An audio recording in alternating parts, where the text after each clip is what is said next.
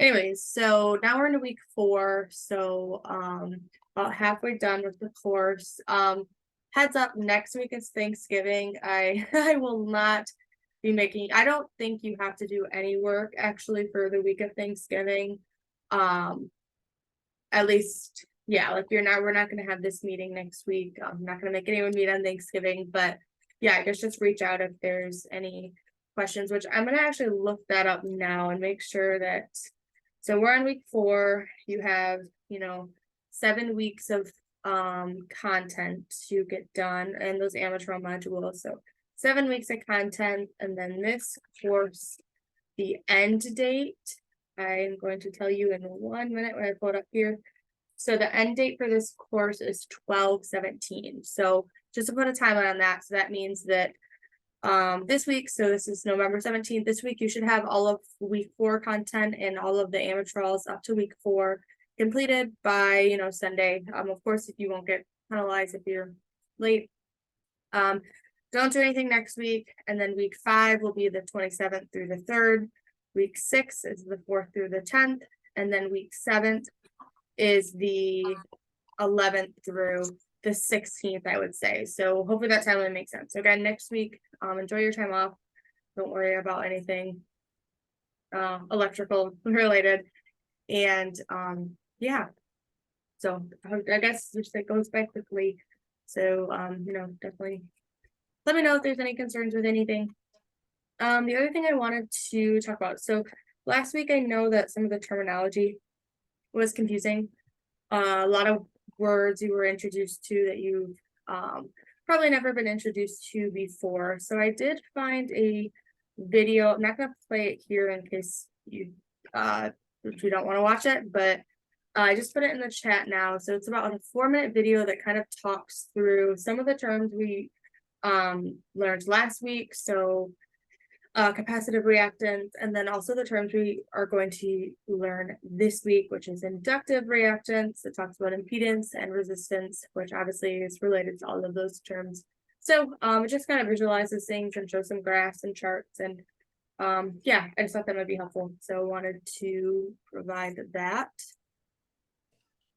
But okay, I will get started. Unless before I get started, are there any questions or any upfront concerns anyone has? So again, we're not meeting next week, but I do have one. So can we kind of go over the stuff that was in the video that was posted online for us to watch? Because I don't know about anybody else, but I had music on mine and I could barely even hear what he was talking about. so okay, I just want to make sure I know which video I'm looking for it. log in, because there are normally quite a few videos. So for week 4 that we're on right now, there was I think it was the last video. lecture 17, inductive circuits. Yeah, I think that was it. Okay. I don't know that video. Sorry, I'm pulling it up. No, I'm gonna, sorry. 9 seconds. It brings cheer to everyone on your list. Meet the holidays. Oh my gosh, it's giving me another ad. Okay, I'll turn off my sound for a minute. It's not bad in the beginning, but I believe it gets louder as the video goes. I'm just saying what this video Yeah. is. So I know what he's talking about. Okay, so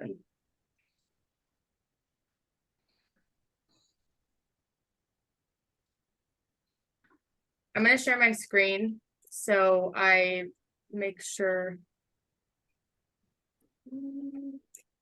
Okay, I'm gonna share my screen so I make sure that it's the video that you're talking about. So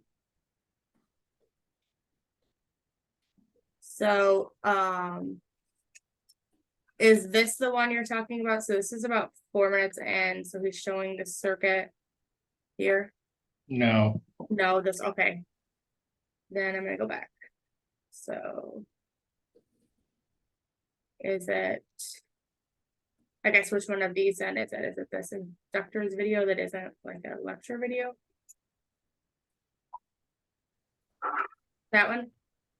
No, this was one that,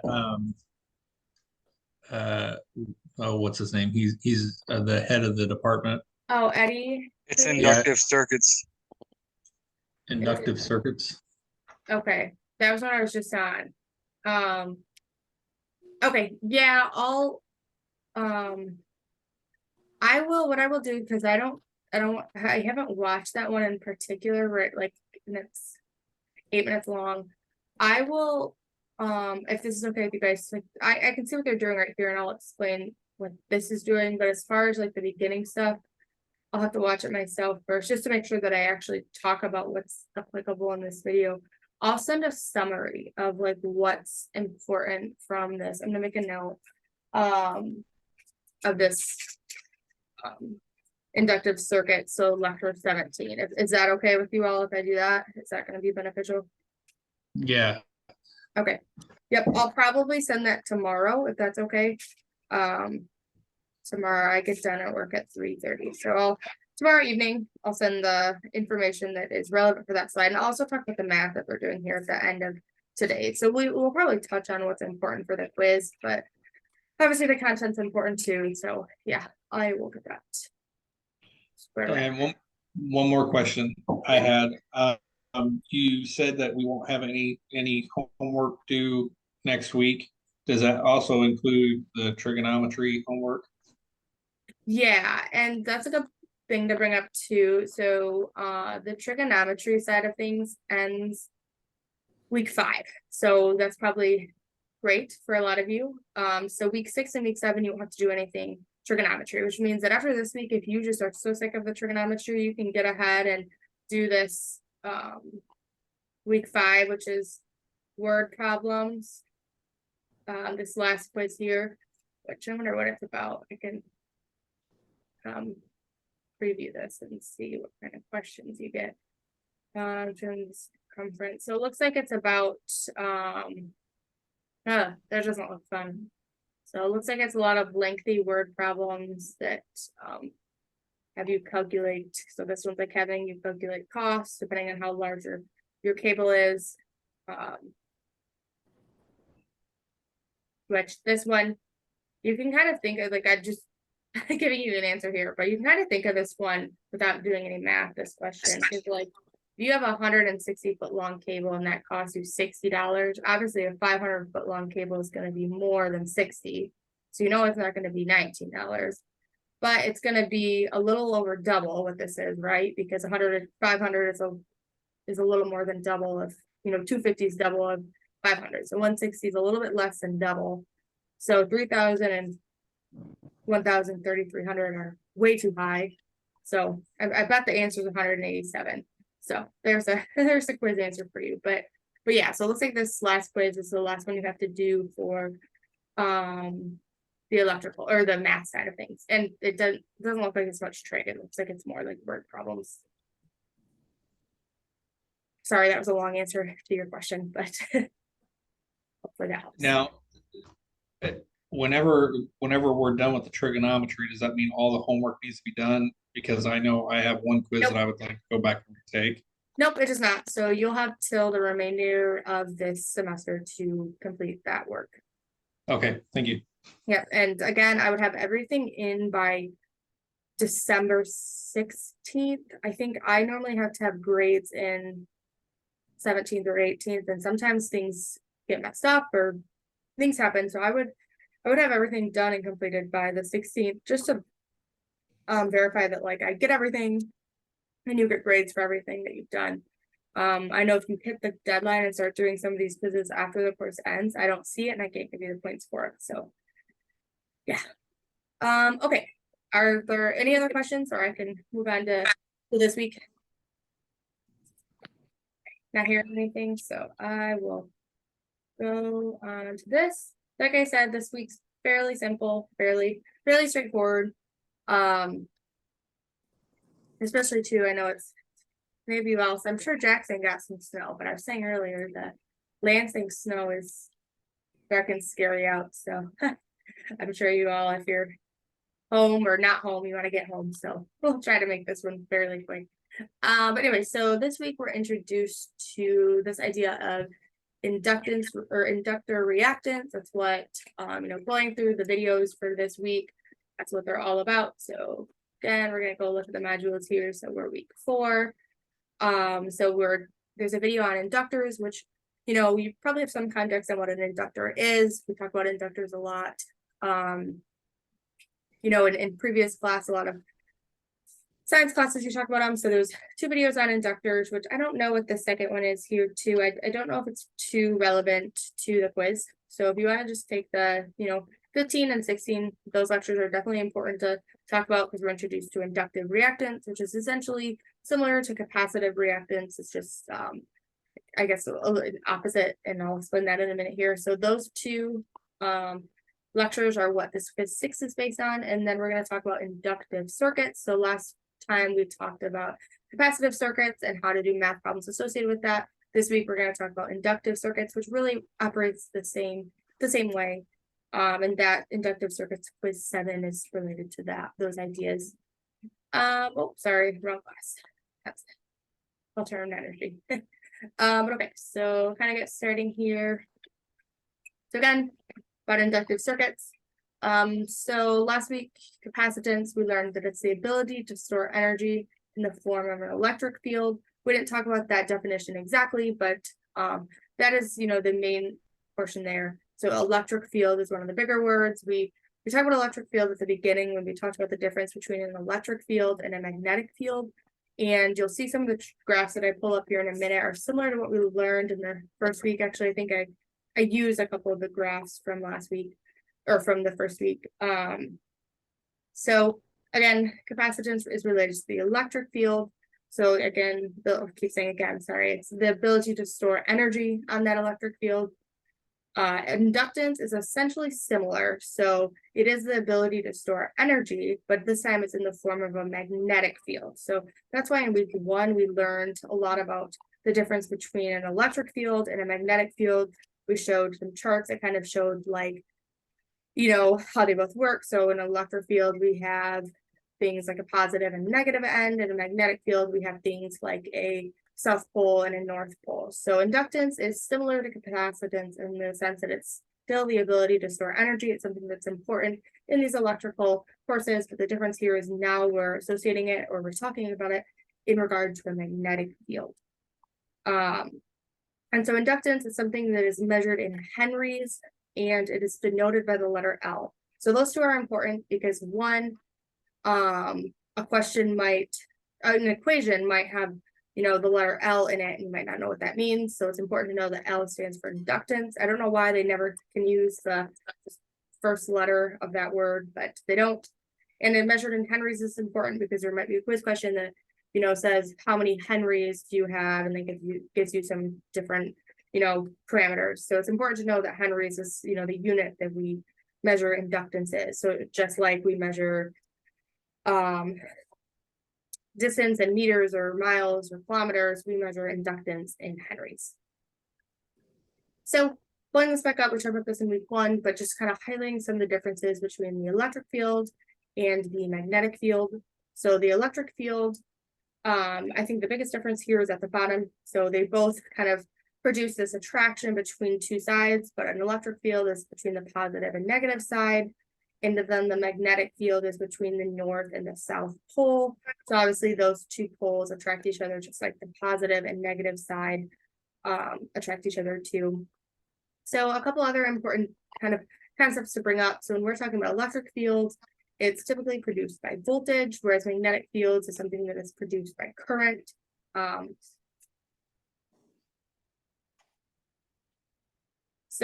And that second bullet there basically is explaining how it is created. So for electric fields, since it's produced by voltage, basically what that means is it's created by a difference in voltage. So the higher your voltage is, the stronger your resultant field, which again, the field is below here is going to be. So if your voltage is really high, you're going to have a very strong field, which means a strong attraction between that positive and negative side, which makes sense, right? Because higher voltage is more powerful. Likewise, for a magnetic field, it's created when electric current flows. So in other words, it's produced by current. So the greater that current, the stronger the magnetic field, which also makes sense, right? The stronger the attraction between that north and south pole, the stronger they are, that faster that current is going to flow. All right, and the other ones are just kind of talking about, how is it measured? How strength changes as distance changes. But I don't think there's too many points there that are important. But okay, so now we're introduced to this new term of inductive reactance, just like we were talking about capacitive reactance. Now it's inductive reactance. So very similar to last week. So we talked about capacitors. Now we're talking about inductors. We talked about capacitive circuits. Now we're talking about inductive circuits. We talked about capacitive reactance. Now we're talking about inductive reactance. So inductive reactance is measured in ohms. Right away, that should trigger something to you that there's a lot of things measured in ohms in this course. So we have capacitive reactance, which was measured in ohms. Because remember that capacitive reactance and capacitive reactance is not the same as how much capacity something has. So capacitive reactance and inductive reactance are both measured in ohms, just like resistance. So as you can imagine, when we're doing math problems this week, we basically can do a lot of math problems where we use both the resistance and the reactance together to solve other parameters in a circuit. So basically, inductive reactance is the name given to the opposition to a changing current flow. So that makes sense if we go back to this definition. When we talked about capacitive reactance last week, it was a voltage for that word. Now we know that inductive reactance is dealing with magnetic fields, and we know magnetic fields are produced by current. So it makes sense that inductive reactance is the name given to the opposition or the force that is opposing a change in the flow of current. So like I said there, capacitive reactance is the opposition to the change of voltage across an element. Now it's current. Okay, so this is one of the math problems that you are introduced to this week. And this equation looks kind of complicated. So this is called Ohm's law for an inductor. And the equation is V equals L times, and I'm saying times because anytime you have a unit here and then there's another unit next to it, you can automatically assume that it's multiplying it by that. So if it was adding or subtracting like L minus D over dt, it would have to put the, a plus sign or minus sign here. But when there's never anything, you always can assume that you're multiplying them. So L times di over dt. And if you're ever taking a calculus course, anytime you have di over dt or dx over dy or any type of rate, like any type of fractional constant like this where you have two numbers, especially, or two letters, and that first one's a d, normally it's a rate of something that you're multiplying that value by. So I just wanted to point that out. So di over dt stands for the rate of current change, and it means that that's the amps per second. So the reason there's a d here, I think it's just denoting that it's a rate. The I is indicating that we're doing current, right? Because it's amps per second. I, we know is current. T is time, right? That's amps per second. So it's the rate of how fast our current, how fast the current is going over time. That's what di dt means. Does that make sense? I know I kind of spoke through that quickly, but does that idea make sense that di dt is just a rate of change of current? Yes. Okay, sounds good. So we can use, or on the left here, we have two examples of a typical problem we might see, and there is a problem on the quiz or a couple related to this. So let's say we have an inductor with an inductance of 6 henries. We talked about inductance is measured in henries. And we're given that the current changes from 40 to 50 amps in 1 second. And the question says, what will be the voltage induced on the inductor? Well, from this equation, we know that V equals L times di over dt. We know that L is 6 because L is how we denote inductance, and we know that we have 6 henries of inductance. Di over dt, we are not explicitly given in this problem, but what we are given is the rate at which current changes. So in order to find di over dt, we need two values. We need what the current is changing from in how long that takes, right? Because we can't, if we don't have, we could have like this rate of change, but that's just gonna give us current. That's not gonna tell us anything, right? We need a rate. So we went from 40 to 50 amps in 1 second. So basically what that means is that we went 10 amps, because again, I is the current. So we went 10 amps in 1 second. So 10 divided by 1 is just 10. So that means that we would do 10 times 6, because we have 10 as di over dt times 6 equals 60 volts. So this problem here is 60 volts. The second one's a little bit more challenging, but I wanted to do it just to express exactly what this di dt means. So in this second example, it's the same thing. The only difference is now instead of going 40 to 50 amps in 1 second, we went in 5 seconds. So what that changed is basically it changed our time, right? Our dt.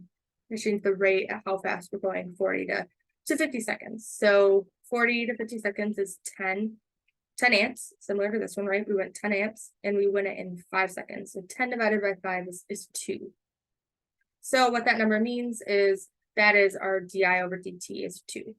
So 2 times 6 is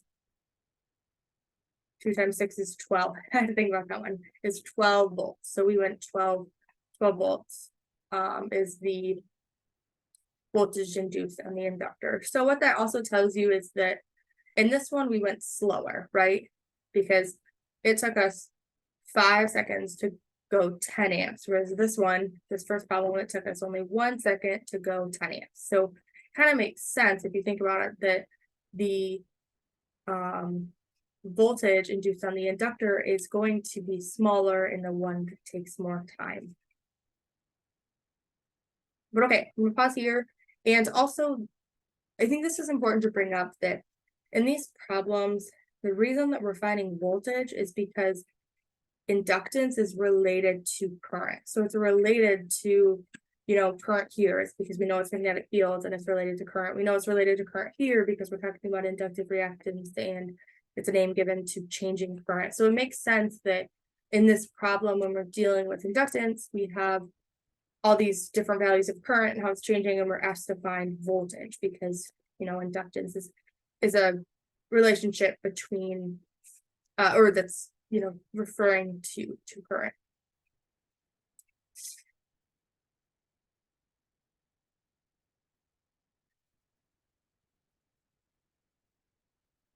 Sorry, I'm trying to remember why I put this question in here. A DC circuit with 2 amps and a 2 Henry inductor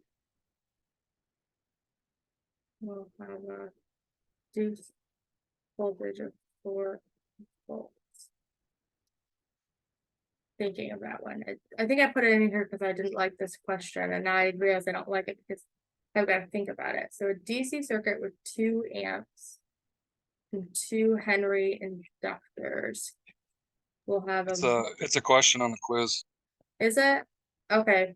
I'm gonna go back to this and send because there's a reason that I put this in here. This is from last, I'm marking myself 2 things to do now, lecture 17 and talk about this one. I'm gonna send a summary on this question because I think this was the one, I don't want to give you the answer right away, but I think this is one that a lot of people got wrong because it, you really have to conceptualize it. It's not like it essentially is a math problem, but I'm gonna send an explanation on this one.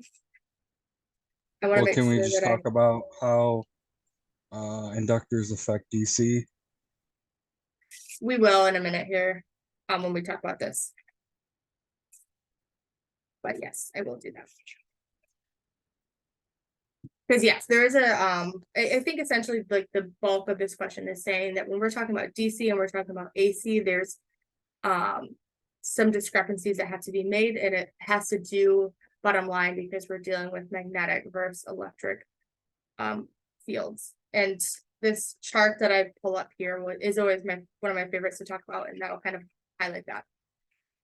Okay, so I made a note of that. So I'm gonna, if you didn't answer that question yet, I will send a summary of Friday along with lecture 17. But okay, so calculating inductive reactance. So this is the other type of math problem we're introduced to this week, very similar to last week. So X, which is the inductive reactance on an inductor, equals 6.28 times F times L, where F is our frequency And L we know is our no value in Henry, or going back to this first page we talked about, L is our inductance. So given this problem, we can, or given this equation, we can solve for the inductive reactance as long as we're just given those two values of F and L. So basically a circuit has 10 mH, which is millihenries, inductor, and a frequency of 3000 HCs, which is hertz. What will be the inductive reactance on that inductor? So there's 1000 millihenries in 1 Henry, which makes sense because there's 1000 millimeters in 1 meter. F we know is 3000 hertz. And L, we can solve for L by knowing that we have 10 mH here, so we have 10 millihenries, and if we divide that by 1000, because we know 1000 mH is in 1 H, we know that our henries is 0.01. So that was kind of like a step that you had to catch. You had to catch that this was in millihenries, and you had to convert it to henries. So just be mindful of that when you're taking a quiz, that you might have to do a conversion factor there. So to solve this problem, we would just do 6.28 times 3000 times 0.01, not 10, because 10 would not give you the right value because we need our L measured in henries, or you'd have to call X, the units would be different than it's supposed to be.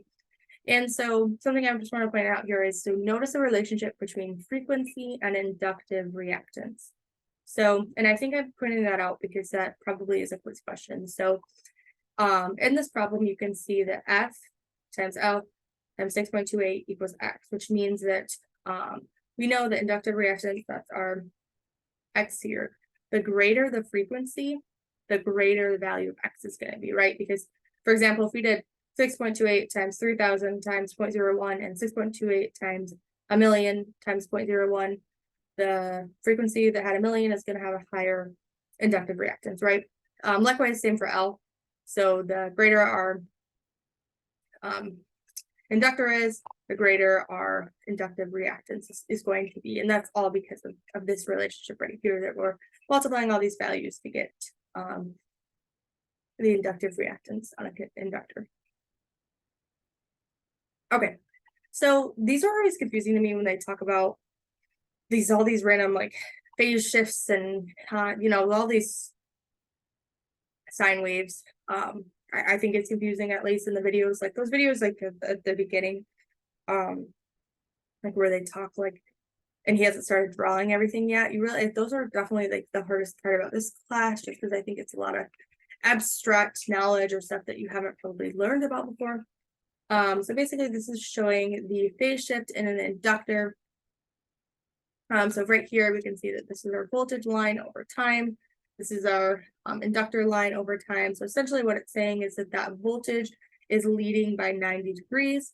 And we can see that right here by this angle here. You can see that there's this difference in height essentially, which is indicating that difference there.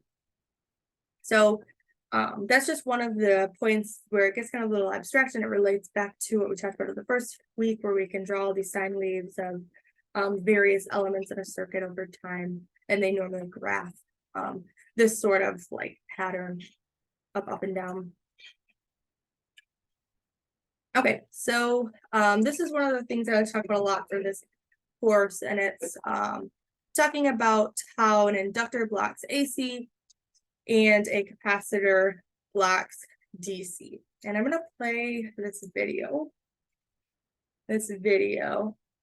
if I can, and this should help answer. I'm not sure who asked this question earlier, but okay. During Walmart's Black Friday deals. Can you hear the Walmart ad that was going on? This one? Every Monday. Yeah. Perfect, just making sure. It's a huge deal. Get a $25 Disney Princess doll with kids' dress and accessories, plus other hot deals. Join Walmart Plus and you can shop online. I guess I should have done this so you could not hear that, but We all know that a capacitor allows AC but blocks DC. Let's see the reason behind this. If we connect a capacitor to a DC power supply, okay, so I'm just pausing right here. We can see that this is a circuit right now, right? We have a battery, we have our capacitor. It's a circuit. it will begin to charge. Because of this, there will be a current flow in the circuit. But once the capacitor is fully charged, there will be no space for further charges and there will be no current flow. When we connect this charge capacitor to a load, the capacitor will begin to discharge. During this process, there will be a current flow. So we can conclude that there is current flow in the circuit whenever the capacitor is charging and discharging. So this is why capacitor blocks DC. It actually has some current flow initially, but once capacitor is fully charged, it can no longer allow any current flow in the circuit. Let's see the case of AC. Let us consider an AC power source. This is its waveform. For our convenience, let us divide this waveform into 4 parts. In this first part, the voltage rises from 0 to its maximum value. During this process, the capacitor will begin to charge from 0 to its maximum value. And in the second part, the voltage drops from maximum to its minimum value. So you can see here that this is showing the significance of those graphs and kind of the relationship between those graphs and how they relate to like the actual fundamental knowledge or like, you know, justification for all of this. And during this process, the capacitor will begin to discharge its stored charges. So there is a continuous charging and discharging happening in there. Let's get to the third part. In this part also, the capacitor will begin to charge from 0 to its maximum value, but in the opposite direction. And again, these stored charges will be released. So with an AC power supply, a capacitor constantly charges and discharges. And because of this, there is a constant oscillation of charges between its plates. So a capacitor with an AC power supply will have charges oscillating between its plates. And this constitutes a current flow. Okay. So to kind of talk about that in graphs, which relates exactly to what he just showed. So capacitor blocks DC but passes AC. Because of this, an AC again is alternating current versus direct current because of this graph. So when we graph direct current, that current, you know, is not fluctuating, it's going straight. So it hits this capacitor essentially, and you know, once it's fully charged, it no longer can, you know, blocks that DC. Whereas the AC, we know that it's alternating current, so it can alternate kind of like how it's showing here. On the flip side, so you can see here that for a magnetic field, DC is going to work better because we have a straight, and magnetic fields are typically shown in this sort of coil, which they kind of talk about a little bit in the video. Basically, an inductor blocks AC while allowing DC because it resists a change in current. So you can see here that it blocks AC because it doesn't want a change in current, which goes back to the definition of, you know, an inductor, right? That it is the opposition to a change in current. So it makes, and it's related to magnetic field. So when we look at this graph, it makes sense that this magnetic field here, an inductor blocks AC because AC constantly has a change in current, whereas DC is, you know, stagnant. It's staying the same current, which allows it to pass through, but hurts it when you have a capacitor. But yeah, so I just think that is, you know, a good visual. And I like this video because I like short videos, because anytime it is longer than 10 minutes, I tend to lose my attention span. So I just wanted to point that out because it is important. And hopefully that helps answer the question for how, you know, how DC and AC is different, and how how inductors and capacitors impact those two types of circuits as well. Okay, so this week, the math that you have to do and what they do in lecture 17 is a lot similar to the math that we did last week. So in this example here, we have a 120 volt circuit. We have 1,000 or 100 ohm resistor here, and then we have a 100 ohm inductor here. Okay, so an inductor, this is a new terminology. We learned how to draw like a capacitor last week. An inductor is drawn with this squiggly coil like thing. So that's important to note, because when you get into future classes, they're probably going to draw, well, they will draw this the same way. And note that, you know, our resistance and our inductor are both measured in ohms. And that's important because that means that we can use them in equations together.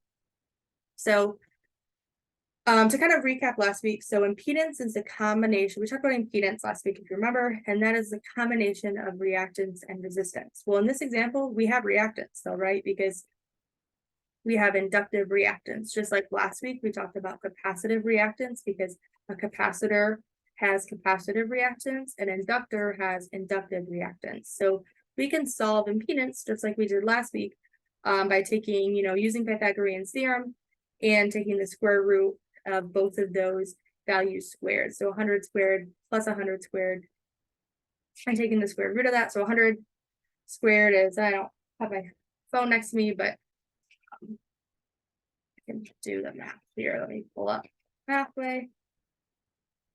So the square root, which is that, I don't know how to say a square root, but so it would be the square root of 100 squared plus 100 squared, which I'll show you the math looks like here when I'm writing it. So that's 141. And again, I did that math like this. So I did the square root of 100 squared plus 100 squared equals x. I get the same value, solve for x. X is 141. The reason I did that, but that solve for x, is because this equation is essentially impedance. You can spell impedance. We'll potentially just put that as x equals the square root of reactance squared plus resistance squared, right? So that's all I did. All I did to find the impedance was I used that equation. That is really small, so I'm going to make bigger. Which is basically, again, the square root of reactance, which we know is 100 because we're dealing with inductive reactance, and resistance, which we know we're dealing with 100 because the resistance value there. So like last week, we can also solve for our current by doing our voltage over impedance. We know our voltage is 120 volts because we're given it. We know our impedance is 141 because we solved for it. So that is how I got this 0.85 amps.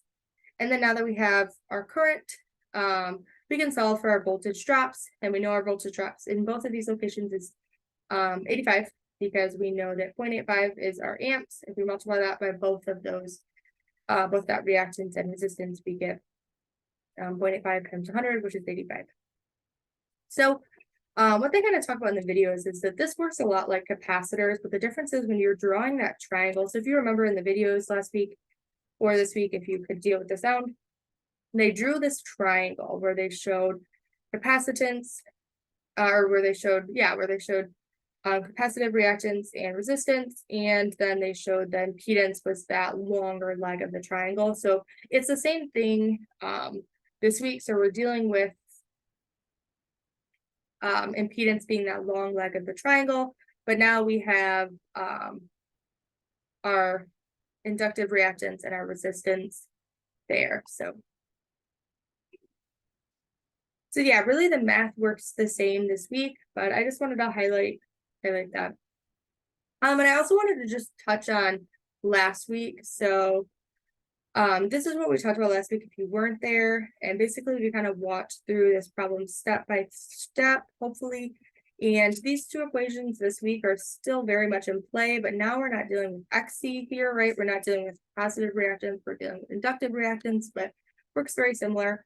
But the ideas this week are very similar. They're almost the same, right? So if you understood last week, hopefully when you do the math behind this week, it's not going to be too complicated.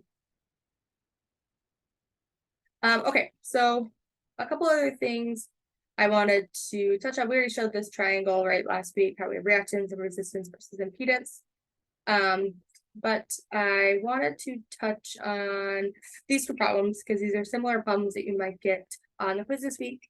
So let's say that we have an equation from this week that's important. It's the total voltage equals the square root of the voltage value at that resistor squared plus the voltage value at that inductor squared. Okay, so this is similar to, and that's a new equation. So it's similar to the equation that we used for impedance. But basically what this is saying is, I'm going to draw it in math way because that might be easier. So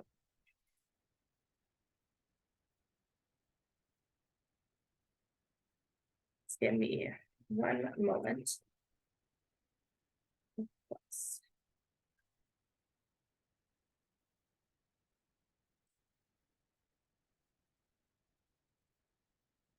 No, I can't draw it, but okay, so we'll just talk through it, because that might be easier. So basically how you would use a problem like this is, so you'll have a problem stated like this. So you have a resistor with a voltage drop of 10 volts and a voltage value at the inductor of 7 volts. What is the total voltage?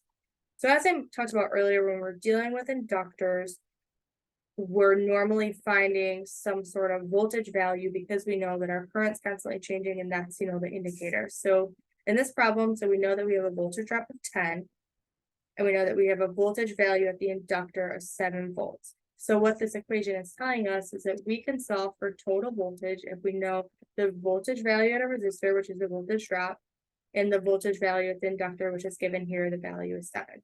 So if we square 10 volts, which is the value voltage at the resistor, 10 volts squared is 100, plus the value of the voltage at the inductor is 7 volts, 10 squared plus 7 squared is 100 plus 49, which is 149. If we take the square root of that, we get 12.2 volts, which means that the total voltage is 12.2 volts. So basically, this is something that's introduced this week, and it might have been in lecture 17 that they talked about this. So if this equation doesn't look familiar, that might be why. So that's another equation that you just want to jot down and memorize, because you're going to have to use it for a lot of different problems potentially on the quizzes.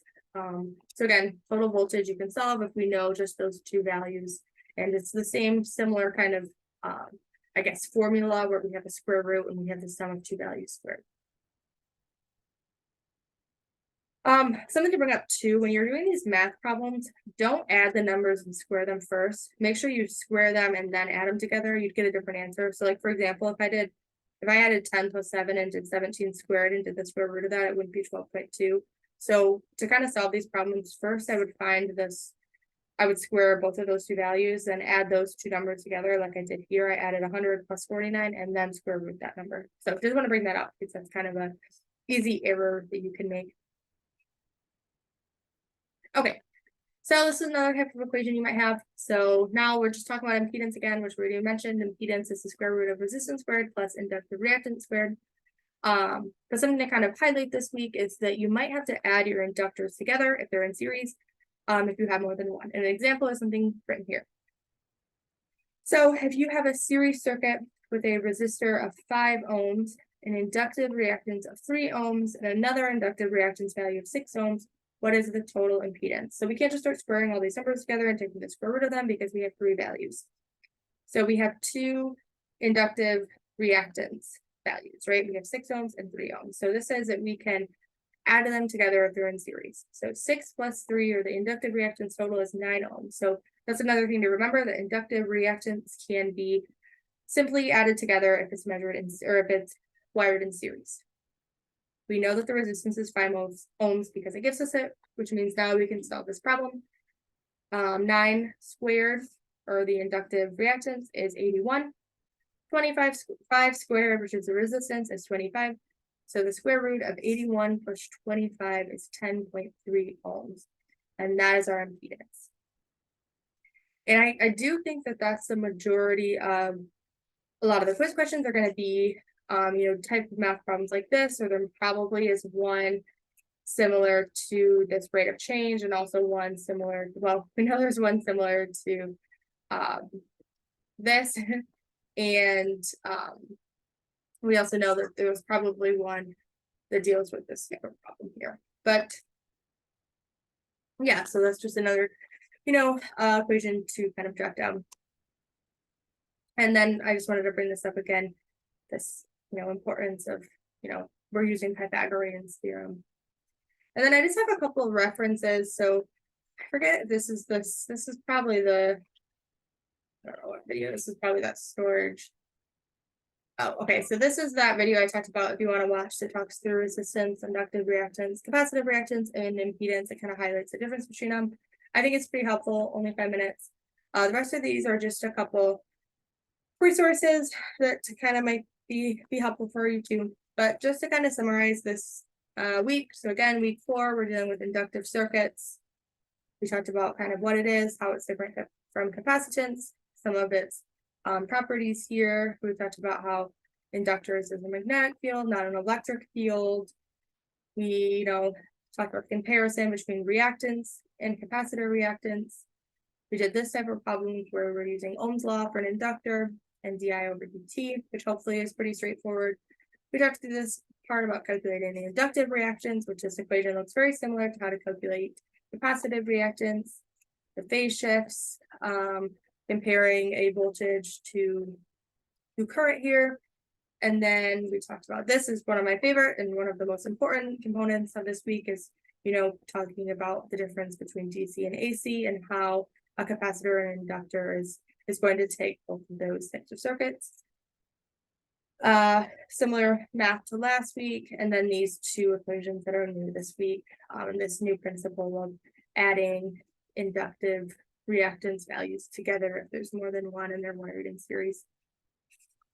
Okay, so with that, I'm going to, if I can find my Zoom, I always lose it. No.